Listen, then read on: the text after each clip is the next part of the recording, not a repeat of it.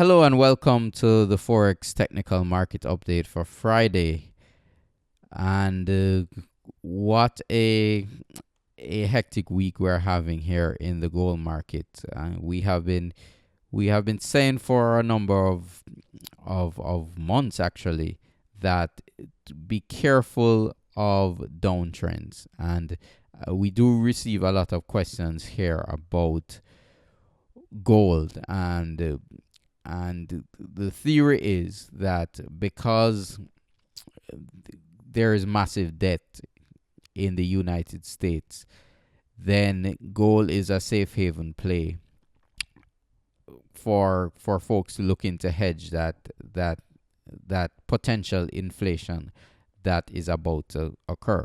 Now that is a correct assumption, but when you're trading these markets, you have to know when to buy and when to sell. And if the if you see that the chart of a particular asset is going down, that simply means, and that is telling you that the large money and the smart money is not on the buy side of that market. And if they are not on the buy side of that market, it's impossible for that market to go up.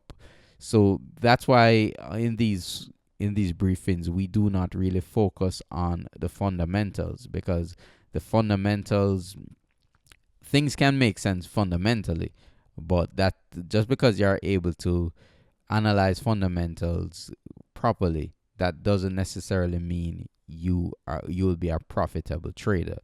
So what we're seeing in the gold market is that ever since 2011, the market topped out near this 1900 level. This is a cash gold XAU USD. Okay, and what happened? The market entered a channel that you can see here: upper boundary, lower boundary. The market broke down out of this channel, and as you can see here, for those of you who got the one indicator course, this is a series of lower highs and lower lows. The market is making a new low today. So the market is clearly in a downtrend. And rule number one when you are trading is that if a market is in a downtrend, you should not be looking to buy this particular market. If market is in a downtrend, then you should be looking to sell the market. So just because the fundamental picture may seem that inflation will pick up, again, that does not necessarily mean gold will rise. And what we're seeing is a breakdown in the market. Now, we have a triangular consolidation here, and the market is breaking down below that consolidation. So what we're going to look for today is that to see if the market can close below the low that was made in November, and that low is at 1132. We're currently trading at 1132.56, and this low that was made was 1132.08.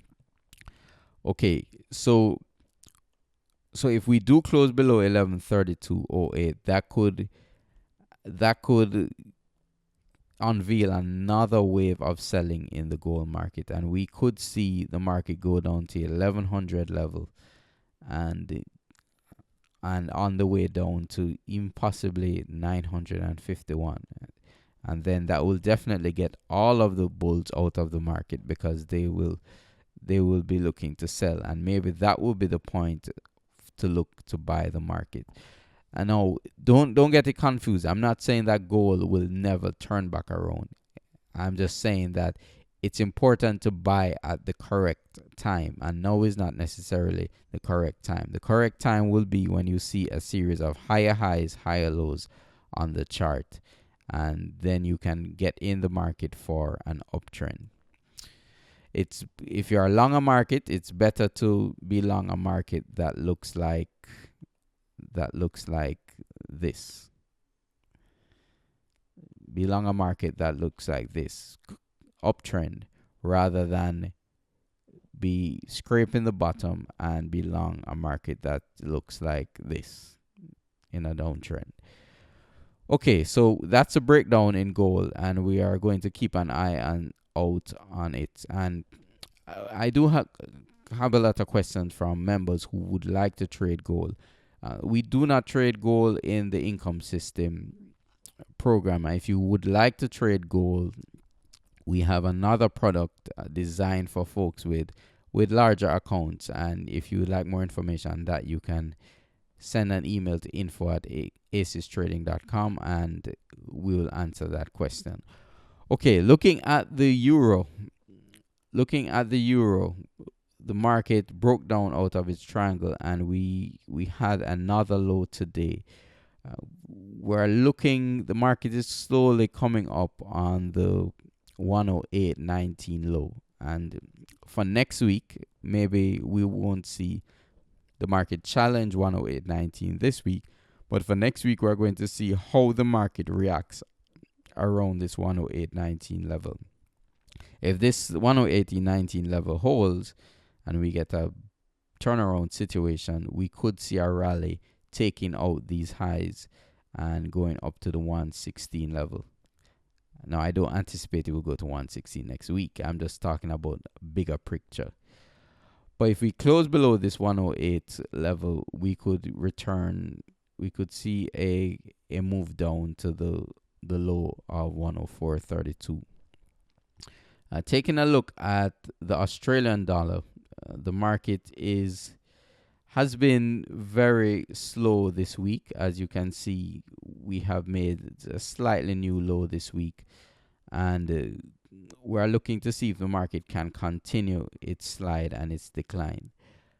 Taking a look at the Japanese yen, this is another market that is in an uptrend. The yen is up slightly against US dollar today, but we're seeing resistance come in before this level that I drew on the red line here. Red line is at 124.37, and the market is stalling out before this 124.37. Resistance at 124.37 and support is down at 123 with the yen. Taking a look at the British pound, we see that the market is, although most markets are down against the US dollar with the exception of the yen. This market, with the exception of yen and New Zealand dollar this morning, this market is up slightly, and we're seeing very strong, the British pound being fairly strong in the wake of this US dollar strength. The British pound has actually stabilized, and the resistance is currently, looking at the 4-hour chart, we have resistance near this 158 level and then 159, and support is down above 153. Okay, so we're having some very exciting times in the markets. Over the last couple of months, the markets were a bit stagnant, as you can see here in the euro. Or let me more accurately look at the US dollar index. You see that we were in a consolidation pattern, and the market is just now breaking out. So we should be seeing some direction in the next couple of weeks. If you are a position trader and swing trader like me, during times of consolidation, we look for opportunities. We look for, where the market will move next. And things may slow down somewhat. And then when the market starts to trend again, you will see fairly large gains in your accounts. Now, if you're a day trader, you won't necessarily have that problem because the markets are always swinging in and out for day trading, and you can get some good moves as a day trader. Okay, so if you would like the trading signals sent to your trading account, remember to act and click the link below this video to get started, because the markets are definitely starting to move now and you won't want to miss out. Thank you very much for listening, and I hope you all have a wonderful week.